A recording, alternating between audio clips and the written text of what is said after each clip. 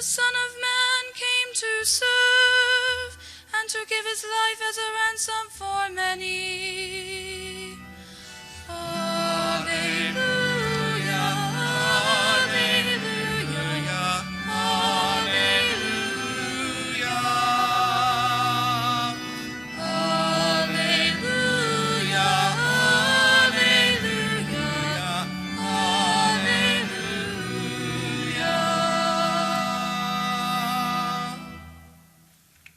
The Lord be with you. A reading from the Holy Gospel according to Mark.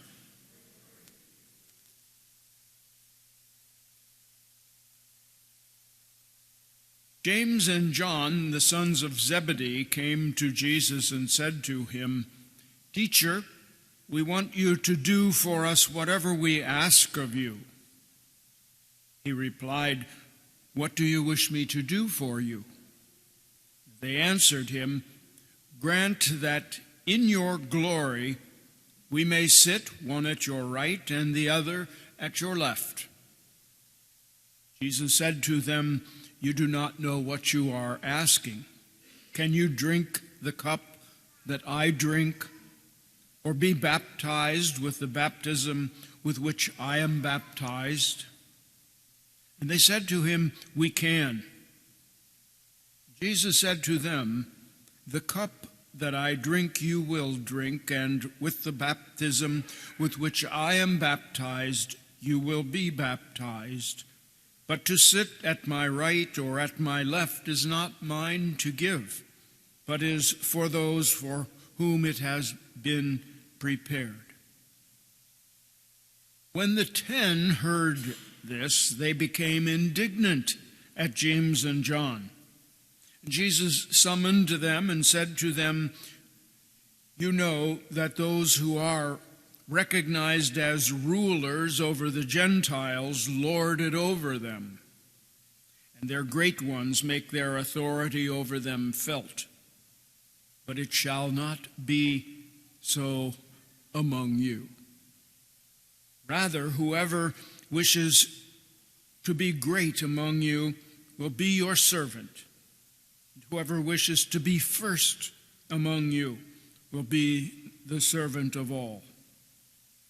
For the Son of Man did not come to be served, but to serve, and to give his life as a ransom for many." The Gospel of the Lord.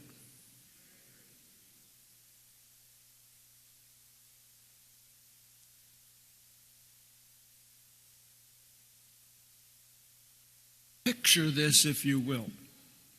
Jesus has just announced to his apostles that they are going up to Jerusalem, and there he will suffer greatly and be put to death. And at that, the apostles fell silent. They didn't know what to say. They didn't know what to think. Was he kidding? Could he be serious? He was the Messiah. He was going to be their great king.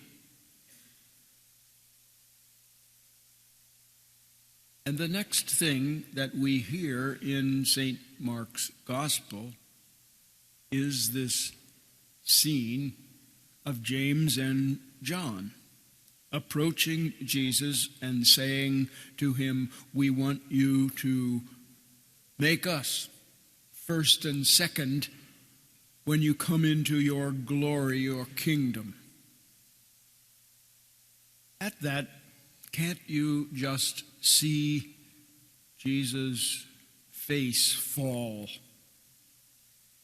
Can't you just imagine that Jesus says to himself, "Didn't they hear what I said to them? Are they deaf? They don't get it." And then the other apostles approached Jesus and complained to him that James and John have been seeking preferential treatment. And they think to themselves, who do they think they are? Don't we deserve just as much as they do?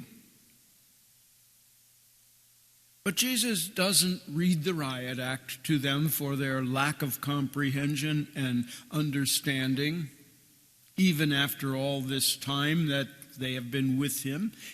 Jesus doesn't send them to bed without their supper. He simply says calmly and quietly to them, "It can't be this way with you. That's the way of the world, but not my way."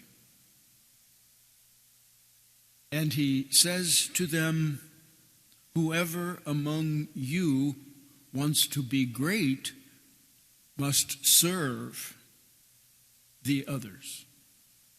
Whoever among you wants to be first must be the servant of all."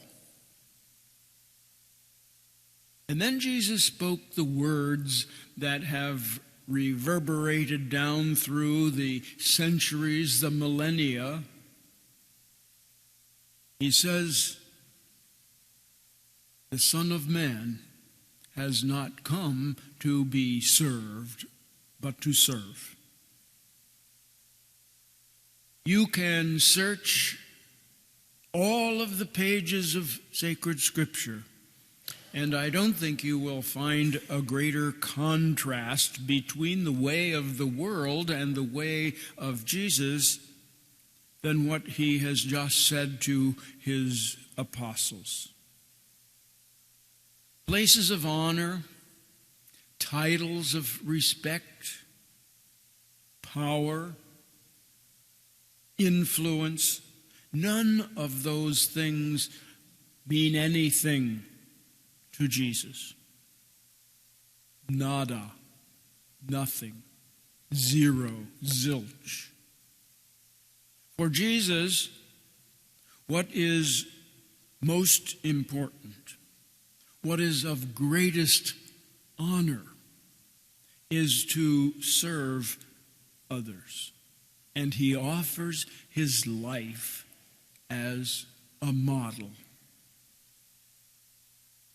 Most of us learned what it means to serve others as we were growing up in our own homes from our parents. We learned it by setting the table or washing the dishes, mowing the lawn, or at this time of the year, raking the leaves, making our beds so that somebody didn't have to do it for us, watching out after brothers or sisters. All of those things that we learned to do, means of service, were primers for us as we have grown into adulthood. Primers in what it means to serve others.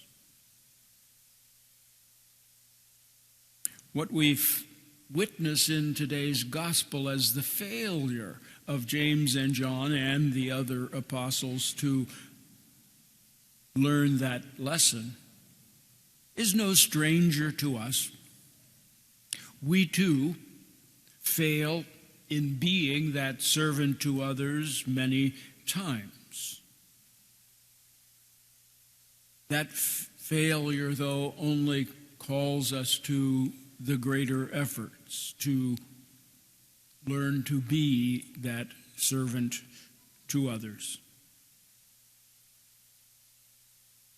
Perhaps in this coming week, in your place of work,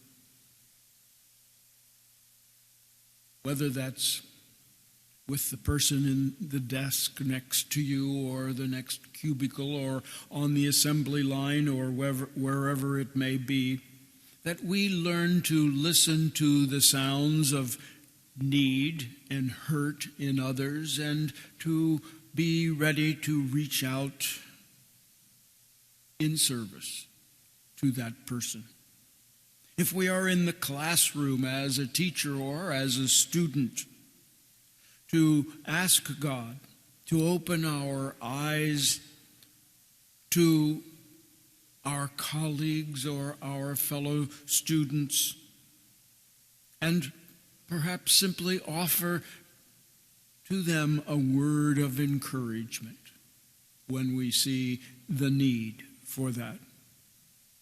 And where we live, in our apartment or in our home, to seek to find ways to live worthily of the call that Jesus has given to each one of us to be a servant to others. For that is the call that Jesus has given to each one of us.